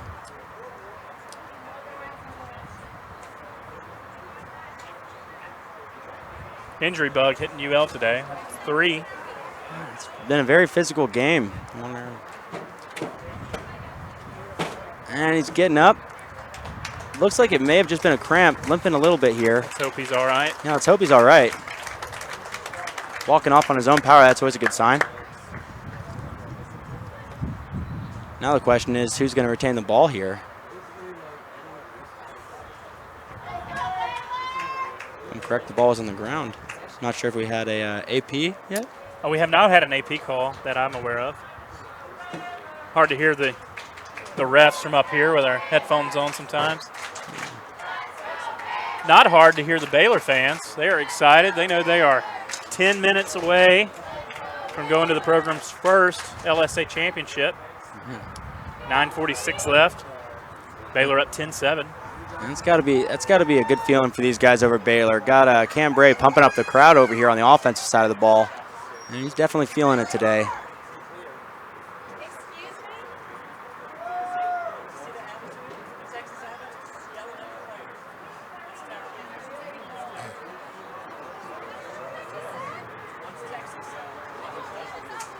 UL fans not happy with the Baylor fans right here.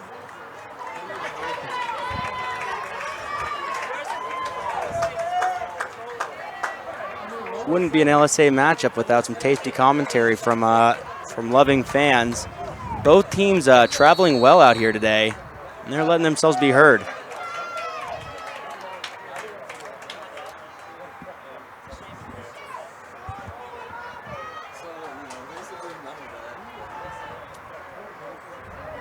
Gets it inside to Dion, dispossessed. Same as always, those Baylor D-poles are just clamping down as soon as the ball comes in. And it seems like every time the ball goes to the middle, you got 3 long poles just whapping on your elbows. I'm sure that can war of attrition and wear you down. Oh, gets under, nice little move here. Works himself to the middle. Oh, and a nice backhanded goal. Wow, a little egg roll from Pigeon. Now that's another one I think LaRiviere should have shot, but that one worked out. You know, he'll take the assist, and we'll see if that egg roll can get these boys going. They're going to need to start a fire. They've got 9:12 left. Down 2. Season's on the line right here, and you got big James Downing out for the Cajuns.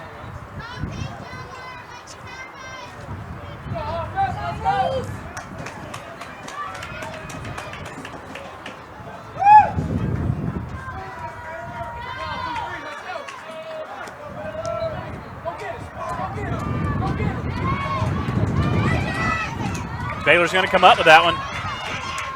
Another face-off win for Baylor. Pushing it here. 2-on-1. Gets to Cambray. Cambray shoots a short side. Late hit. That's a big save from Olivia. Let's see if they call pusher in the crease. They're calling a crease. In the crease, and they're going to give the ball to UL. That's big for UL. That is a big call. Adrian Taranto is going to take the ball out. Cambray going for the hoop and the harm. Missed the hoop.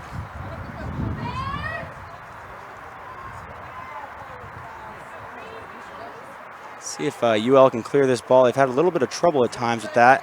Oh, and Cambray, rare turn of events, tips the ball, but right back into the goalie's stick, and they're pushing it again. Got his own rebound. Yeah, that's right. Oh, stays in bounds, but back to the Baylor team. Oh, and he's swarmed by UL attackmen. You can see that goal really gave him some energy. Hopefully get it going the other way. Let's see if how long it takes him to clear this ball here.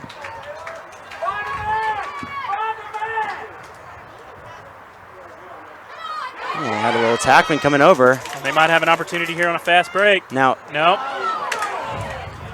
And LaRiviere with his first errant pass, he's usually been dropping dimes out there today. Yeah. Looks like both teams are going to want to settle down in their clear and see if we can't just get this thing into settled 6-on-6. Yeah, Milburn's telling his team, just settle down, guys. That's right. Take our time. Really being a quarterback of this clear. Clock is ticking now. Let's see if. Ooh, nice pick. Big ups from Adrian Taranto there. Yeah. Des Bryant with that. I think this will be a good time for a timeout for the Cajuns. Yeah, if I'm correct, I believe both coaches still have both timeouts. Yeah, Baylor might actually have given one earlier. Really shows their style of play. Yeah, both really liking the running gun. That's right. That's right. Once again, this is a Stick Star production. Oh, feeds to the crease. See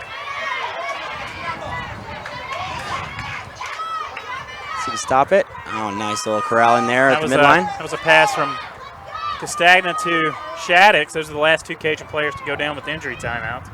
They seem to be back in. Both back on them. They may not be 100%, but you won't be able to keep them off the field. That's right. There's a difference between playing hurt. If you're hurt, you can go ahead and tough through that thing. Duyong gets in the middle, splits two. Ooh, just a bit too strong. Generates a good shot, but unable to back it up, and Baylor's going to get the ball back. Could turn to be costly. We got 6.5 minutes left here, 2-goal game. Baylor Bears up 2 goals on the Raging Cajuns. Oh, and it's a turnover. Adrian Taranto again. And back to Baylor again with another turnover. Ball really doesn't want to stay in anyone's stick for too long here, it seems like. I wonder if one of these coaches will call a timeout to settle it in, but to no avail. If I'm Baylor, like you said earlier, I'm really trying to see if I can work this possession time. Let's get a stall warning, huh? Yeah, I mean, 2-goal game, 6 minutes left. Your opponent's just got a goal. Maybe see what you can do to wear him down and possibly get your team some mojo. Oh, splits it. Spoke too fast. Tried to split a double and got dispossessed. Tanner Shaddix on the other way. We got a fast break. Brings it down the right side. Moves it. One more. Pigeon, moves it One more. Lefty finish. And Castagna sends it wide. Castagna can't finish it. Might have gotten away with walking through the crease on that one, too, if they get the ball back here. The Riviere is going to chase that one down. That worked out for the Cajuns. Castagna kept his movement going through the crease. Ooh. Let's see if the ball decides to lie today. And it does. First time the ball's lied ever. They've got numbers here if they choose to take it. Looks under. Nice cut. Ooh. And Castagna sends that one wide. That's 2 in a row. Tries to finish it close corner. Maintains possession. Good backup by the Cajuns. Cajuns showing no sign of slowing down. Shot safe. Rebound on the ground. Milburn up Bodies to on the the task. floor. And we're going UL ball Gonna call a hold there. on Alex Simpson, who has hit the deck again today.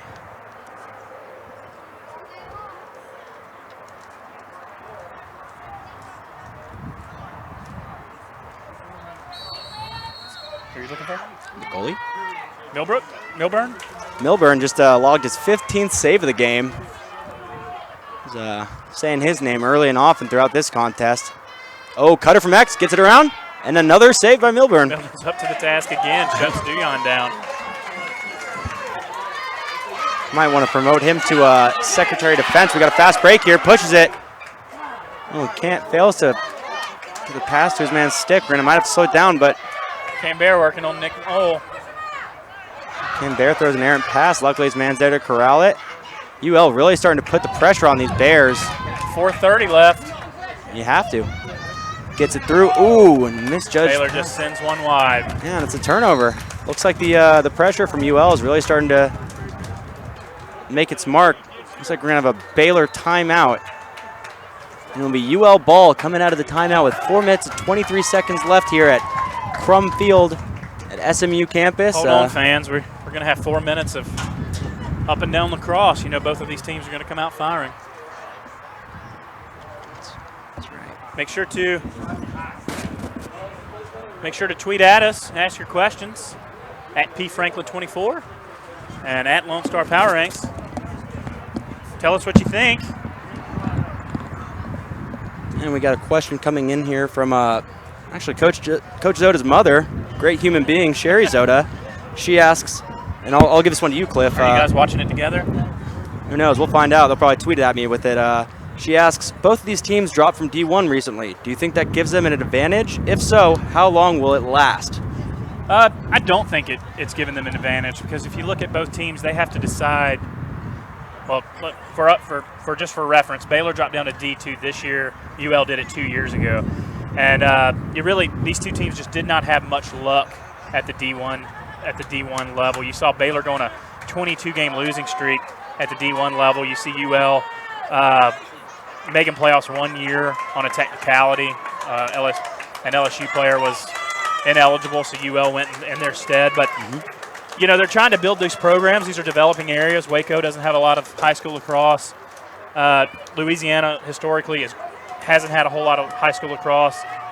UL is a regional school. They're not drawing very much from anybody that's about 100 miles away from their campus, which doesn't leave a lot of lacrosse players. And they have made the decision to do what's best for their program and to try to have some success, build their program in the eyes of their school, and kind of get on the good footing. And, you know, both of these schools have a lower enrollment than a lot of the D1 schools you see.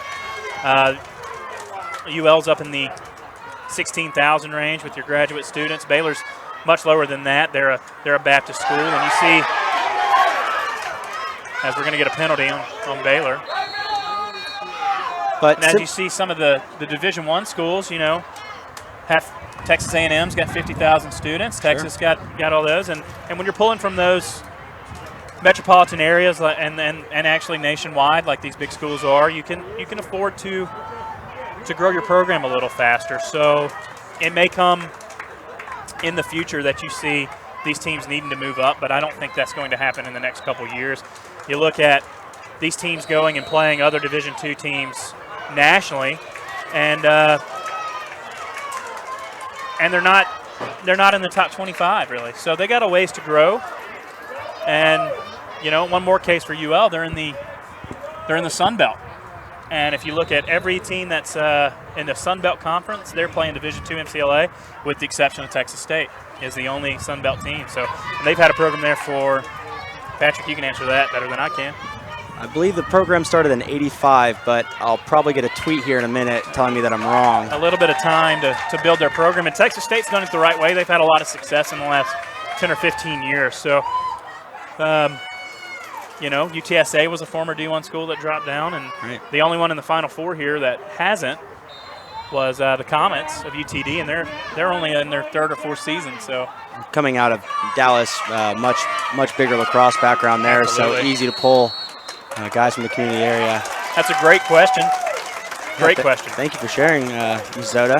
Appreciate it. Appreciate you tuning in to the Stickstar production. Baylor still man down here. Let's see if the Cajuns can figure this out. Got 2-on-1 here on the side. Shot wide. Austin Gurrell sends that one wide, and Castagna's lucky to back that one up. Good backup. Milburn, I'm sorry, was been all over those today. Milburn showing no signs of slowing down. He's been an X factor all game, and he's looking like he's going to keep continuing to do so. Oh, wow. Duyon shooting that thing with a righty cannon. That one might still be going. Yeah.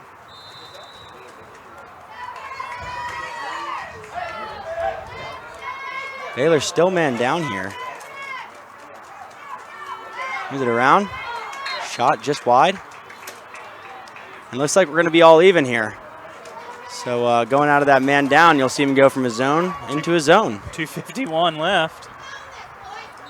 Got 2 minutes UL putting left. the pressure on. That's right. UL's got the ball. 2 minutes, almost just over 2 minutes and 45 seconds left here. 2-goal lead. Sorry, 2-goal deficit. See if they can bring it back to 1 here. UL was held scoreless for almost 20 minutes, it seemed like, for this half. They got one early and just recently got one late. Works his way to the middle and sticks it. Stick side hit. Tanner Shaddix brings it within 1. Got himself with the hoop and the harm. Brings it within 1 with 2 minutes and 26 seconds left, and we're hearing some life out of the Cajun fans once again. Let's see if they can get this face off and really make it interesting by pushing it to 10s. Shaddix, 39, with the goal. Unassisted.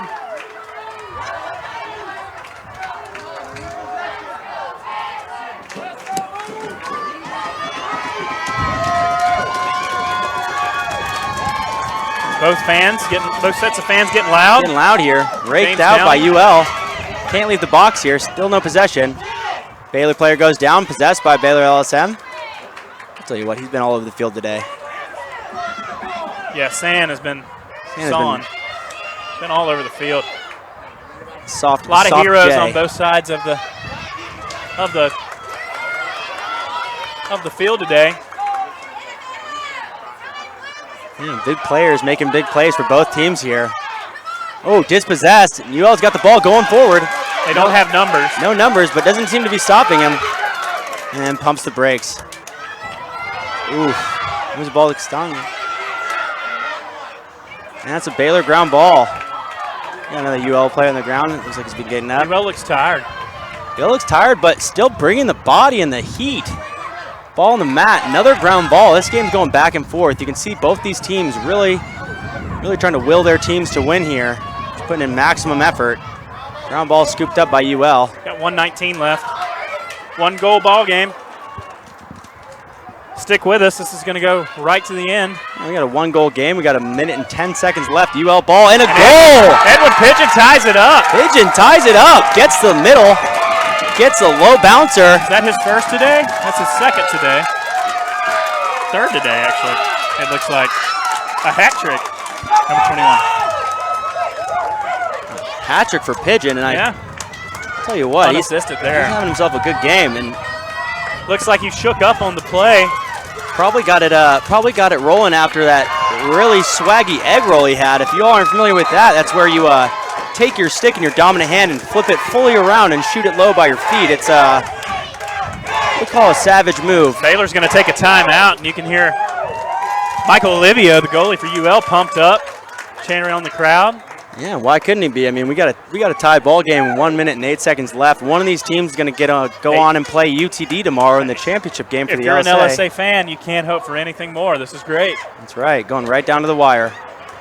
We hope that the D1 games later this afternoon are just as exciting. That's right. Once again, this is a Stickstar production in conjunction with the LSA, bringing you some LSA tourney action of the semifinal game between University of Louisiana Cajuns, the Raging Cajuns, and the Baylor University Bears. We got, again, 1 minute and 8 seconds left in this game. See which of these teams can punch their ticket to the final dance, as they call it. Old championship game. Stick with us after this, because we're going to have SMU taking on Texas at 4 o'clock. That's right. Two LSA powerhouses going to meet up in the semifinals over here at Crum Field. Two 4 teams o'clock. that have taken down top 25 squads on the road this year. That's right. Two teams that are making a name for themselves nationally. Going to meet here in the semifinals. Oh, we got a shout out from Michael Hartman. He says we've done an excellent job announcing the UL Baylor game, and he's enjoyed it tremendously. Well, we enjoy you enjoying us. We appreciate it. This is our first attempt for both of us. This is our first time, so That's right. Could be beginner's luck, but I'm thinking we're just hitting it with a little one time, getting a little bit of that mojo going on the mic. I mean, it's the end of the season, so we're hitting it with playoff speed. That's right. Fully lubricated, ready to go. Looks like Baylor's going back to putting Son back on the faceoff. They had success with it to start the second half. It looks like they're going to go back and see if they can draw some mojo out of it. Can't see who UL's got in there. Son wins it clean. Looks like Fails to get the GB though. Adrian Taranto, a lone pole for. A little pole on pole. The faceoff X. Oh, runs past it. Ooh, D-sticked. Kyle Ball Manning still on the loses ground stick. here. Still no possession called. Possessed by UL. Little flick upfield. Oh boy, they're getting going here. Fast break. Pulls a defender. One more. Looks through. Oh, shot just wide. Hartman's a D-mid. He can't hate him too much for that. He's doing everything he can. And at the end of the day, at least it wasn't a save, right? Got his team the ball. Yeah, 38 seconds you left. got 38 seconds. Use all of them, guys. I would hold for the last shot here. If I'm here, I'm going to go ahead and give it to either 21 or 42. Looks like Duyon or Pigeon's been your scorers. both got hat tricks today. Got 6 of their 10 goals. Might want to find those guys. Feeds it down, gets to Pigeon. 18 to Dion. seconds left. Going to hold for the last shot. I think that's smart. All right, looks like they're going to ISO here with Dion. We 10 either- seconds left. You hold it for the last shot. You either win or you go to overtime. That's right. Can't hurt ya. Shot, save. Dion sends it wide. 3 seconds left. There you go. Just like you called And it. hey, we're headed to OT. A little bit of Ovaltine. Free lacrosse for everybody here in Dallas. Warm, chocolatey. Ovaltine, baby. I don't think it's a coincidence that first game on the mic, we're going to OT. These guys really want to see me do a good job out here, That's and it. rightfully so. That's it. We're going to see one team punch their ticket. We're going to see one team's heartbreaking loss into the season. But, both of these squads have really, really got a lot to be proud of. That's right. Got another fan tweet. I believe it's her first tweet in all of Twitter. My mother, beautiful lady, Amanda Lee, asking, do you think the heat and humidity is having an effect on the outcome of the game, and which team is handling it best? The weather is definitely playing a bit of an impact on this game, but I think being from Texas, well, Texas and Louisiana, I should say, both these teams, probably a little bit more comfortable than most with this weather. Definitely happy the sun hasn't come out too much, as that can significantly raise the heat on the turf here. The wind has been whipping pretty good all day, so that keeps the temperature down a little bit. Yeah. How it feels. But both these teams have pretty significant benches, so it seems like they've still both got a pretty good amount of juice. Haven't seen too many guys too tired, although looking across right now, I can see a couple guys sitting in chairs. Not sure if that's a swagger movement or, out of necessity, but both these teams still looking pretty gassed up and ready to go into this overtime period. So, Cliff, going into this face-off in overtime, if you're Baylor coach, Coach McAdams, you think you go back to Son on the face-off there? I think you do, because UL's going to have to counter that with a long pole of their own. They're putting Adrian Taranto out there, who's normally a defender, and it's UL's had some issues at the face-off X all year, and this is going to be the biggest one of the season so far. Yeah, definitely. The next one is definitely the biggest one. I'm kind of jealous of you. You're getting all these tweets. I write all year, have all these followers. None of them want to talk to me. Go ahead and give our guy Cliff some love. Lone Star Power Ranks has been a good job of covering. Pete Franklin coming out. Everybody loves him. Yeah, you don't call you the people's champ for nothing, but he's the hype man for a reason. That's right. And we got seems like UL might have 10 hype men over there in their student section, fan section, I should say. They're really getting it going, and Baylor responding. I can only imagine how they feel. I'm excited. Yeah, in the booth, but got goosebumps right now. There's one thing about goosebumps is that you can't fake them. You cannot fake goosebumps. We got a great environment. That's right. Beautiful, intimate environment here at the Crum Sports Complex at SMU on SMU's campus here. Weather's holding out. Oh, Baylor wins face-off forward, but controlled by UL. They went pole on pole and paid off. UL's going to have their first opportunity. Let's see if they take a timeout here. Schneider hasn't taken one all day, I don't think, so he's going to keep that one in his pocket unless one of his players gets into trouble. That's right. Going into this overtime period, for y'all joining us that may have not seen an overtime lacrosse game, it'll comprise of 4-minute overtime periods. First team to score will win it, only need one, and each coach will have one timeout per overtime period. I think this is UL's best opportunity to win, because if Baylor ends up getting the ball, it's going to be hard to deny Trey Canberra a good shot on goal. Absolutely right. And we got a little yard sale here. But looks like UL might be able to possess the ball back. Ball's on the ground. This is where I would take a timeout if I was GB. coach. All right, able to settle it up. Always gets you a little bit worried as a coach when you see one of your starting attackmen sticks going flying across the field. But they're able to corral it, and shot on goal, and it's a goal! Stagna's gonna send the Cajuns to the LSA champions. A relatively quiet game, but big when it matters most. Gonna punch his team's ticket to dance with UTD in the conference championship for the LSA D2 championship tomorrow. We're gonna have a rematch of last year's. That's right. I tell you what, hats off to the Baylor Bears. They've never been this far. They got a lot to be proud of. They got a lot to build on, and they'll be back here. You can see the players already shaking it up already. Great. This is a hard-fought game. Great sportsmanship from both teams. You got opposing goalie running up to Baylor goalie and giving a little hug. I think if they had face masks off. You got the Cajuns fans trying to all get on the field here. Yeah, they're excited. They're excited. They're revved up, and rightfully so. Their guys just went and got it. But once again, Tanner. It almost felt like whoever was going to get that first opportunity to score was going to win it, because I truly feel that if Baylor had won that face-off, got it down to number 23 stick, he was going to make it happen. Yeah, both offenses were really starting to get it humming at the end there, and can't have two winners go on. UL going the distance, coming back from a. So we'll see how this affects them tomorrow. An all-out effort, and it looks like a player got injured on the celebration. And that is actually Tanner Castagna. maybe he'll be able to shake that off before tomorrow. UTD playing a relatively clean game earlier, so they're going to be coming in very refreshed, and we'll see how that affects them. Yeah, next up we got the University of Texas Longhorns, #1 out of the LSA South, taking on the SMU Ponies here at Crum Field, 4 o'clock. Tune in. We'll have you covered at Stickstar Lacrosse here. This is Stickstar Production. Once again, Patrick Franklin here. You can feel free to tweet at me. My handle is pfranklin24. I also got my man Cliff White, Lone Star Power Ranks. Feel free to tweet at us and ask us any questions. Maybe even fire those up for the pregame so we have something to look at when we get this thing started. We'll see you in a little bit here. That's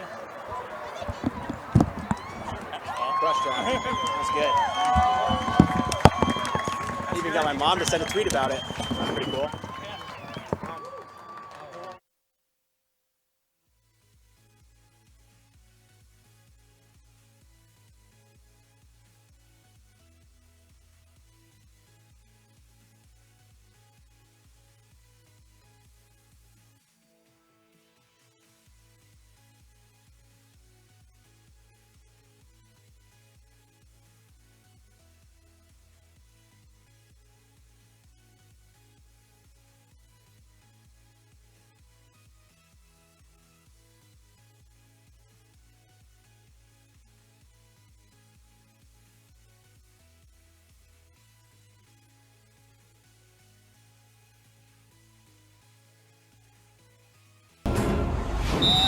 All right, here we go.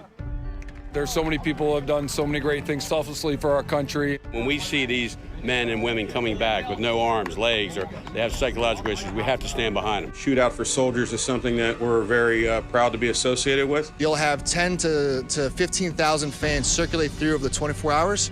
Lacrosse is exploding nationwide. It gets better and better every year, so the more people that come out, the better it's going to be. This event is about using lacrosse as a platform to connect people and connect veterans in the community. These men and women have served our country proudly for many years, and we try to do what we can to give back to them. An event like this creates very, very strong awareness, very tangible interaction with veterans. This is a good way for the girls to learn about why they have the freedoms that they have and to give back to the people that give so much to them. I don't think most of us really understand the mental trauma and physical trauma that a lot of our veterans go through, and I think it's very important that we recognize them and support them 100%. Shootout for Soldiers, since it started in 2012, has raised over $350,000 exclusively for Wounded Warrior Project. That is a massive impact, so we couldn't be happier to be a part of this event. 94 cents of every dollar we received from this event went straight to service members. Just finished 24 hours. I think I checked and we raised $65,490. We both played in the first game to kick off the 24-hour game. We got to stand together at the opening ceremony. I've just been blessed. At my age of 57, I can still get up and run them down this field with some of the young guys. The level of play is it's extremely competitive. It's clean, it's hard fought, but it's competitive. Stay tight, go, go, go! We're out there having fun. Everybody's laughing when we're hitting. Good time. It was certainly an honor just to be on the field with those guys. It's really a way to spend time with my dad and to give back to the country and all the troops who have served and even the ones who have fallen for us. The military is very strong in our family, and it's something that I hope my family will keep doing. My daughter is a pilot in the Air Force, and we just want to support the military and all they do. We know the things that they give up. I think it's a great cause just to give back to everyone who gave to us. Why wouldn't you want to volunteer your time to the people that fight for our freedom in this country to enable us to play this great game? Veterans need support, encouragement, positive opportunities for them to get together and engage with the community. Events like this give us something to live for, give us something to hope for, give us something on our calendar every year for us to look forward to doing. We really appreciate the opportunity to get out here and to be a part of this.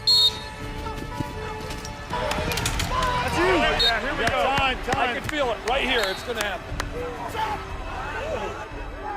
That's what it's all about right there. Thank you, veterans! Support those that have supported you. It only takes 24 hours to make a difference. Pick up a stick, come play. Open up your heart. Do some good. Be selfless. In this really selfish world, find a way to do some good and in some small way say thank you. Shoot out for soldiers. Soldiers need you. The shootout needs you. Go do it. Hoorah!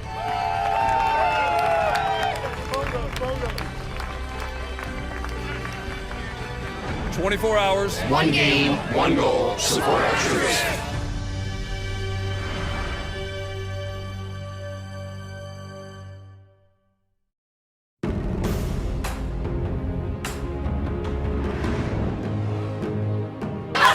Three guys now.